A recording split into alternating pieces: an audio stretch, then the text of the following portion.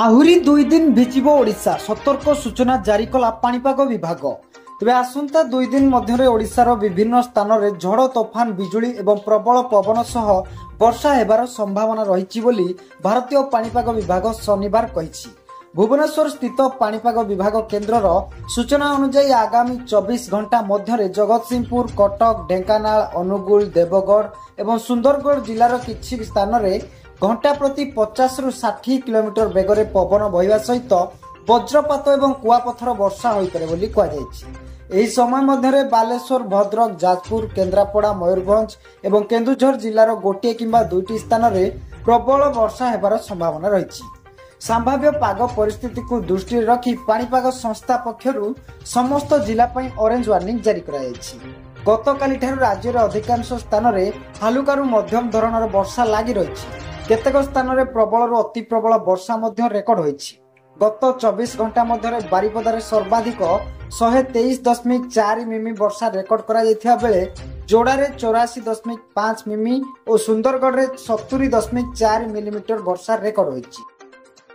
खाता को आसीबो सुभद्रा योजना टंका आउ 8 दिन रहिला आवेदन। तेबे सुभद्रा योजना रे आसी सारिछि द्वितीय किस्ती टंका। राज्यर 1 कोटी रु अधिक महिला खाता को 5000 टंका लेखाएं पठाई सारिछंती राज्य सरकार। महिला दिवस रे अर्थात मार्च 8 तारिख रे खाता को आसीथिला सुभद्रा योजना टंका।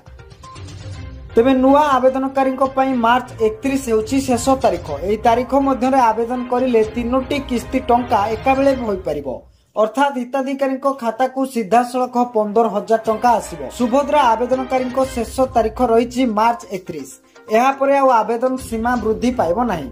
उपमुख्यमंत्री प्रभाती परिड़ा कहिथिले जो माने मार्च 31 भितर आवेदन करिथिबे राखी पूर्णिमा रे एककालीन 3टी किस्तीर टंका पाइबे। अर्थात 15,000 टंका खाता को आसीबो। अति सहज रे बुझिया को गले राखी पूर्णिमा रे एका बेले 3टी किस्तीर सुभद्रा टंका अर्थात 15,000 टंका सीधा सड़क खाता को आसिया पई जाउछि। एका बेले 3टी किस्तीर टंका पाइबे हिताधिकारी। एने पूर्वरु भी घोषणा करथिले उपमुख्यमंत्री प्रभाती परिड़ा। तेणु जो माने एजाए भी आवेदन करि नाहंती से माने मार्च 31 तारिख भितर आवेदन कराई नियंतु। सामना को आसिला नव दास हत्या मामलार सांघातिक तथ्य। क्राइम ब्रांच जेरा बेले सामना को आसला सांघातिक सत। नव दास हत्या मामला रे क्राइम ब्रांच तनाघना जारी रखिछि। हॉस्पिटल रु केमिति ईसीजी रिपोर्ट गायब हैला ताकू नै उठिछि प्रश्न। लगातार 4 दिन हेबो क्राइम ब्रांच टीम खोलताड़ करिछि। शुक्रवार झारसुगुड़ा जिला मुख्य चिकित्सालय और विमान बंदर रे पहुंची तदंत करिछि टीम। गुली बाजिया परे झारसुगुड़ा रे नव दास को ईसीजी करिथिबा रेडियोग्राफर सस्मिता बांग को 3 घंटा जेरा करिछि टीम। नव दास को ईसीजी रिपोर्ट नाही बोली सस्मिता कहिसंती। एने सूचना देइछंती क्राइम ब्रांच अधिकारी। नव दास हत्याकांड घटना रे सरकार सानी तदंत निर्देश देवा परे क्राइम ब्रांच नवंको परिवार लोकंकु बयान रेकर्ड करितिला।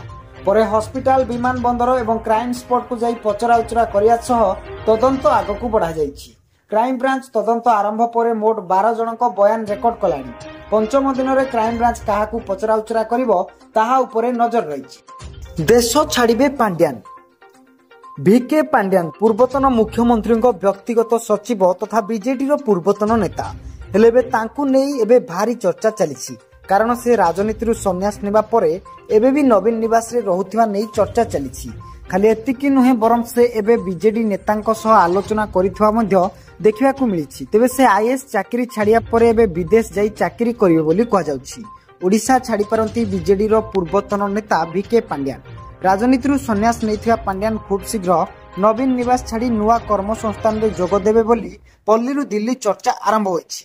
2024 निर्वाचन रे बीजेडी पराजय पछर कारण साजिथिबा भिके पांड्यान खूब शीघ्र बीजेडी सह संपर्क तुटाई पारंती बोली कहा जाउछि।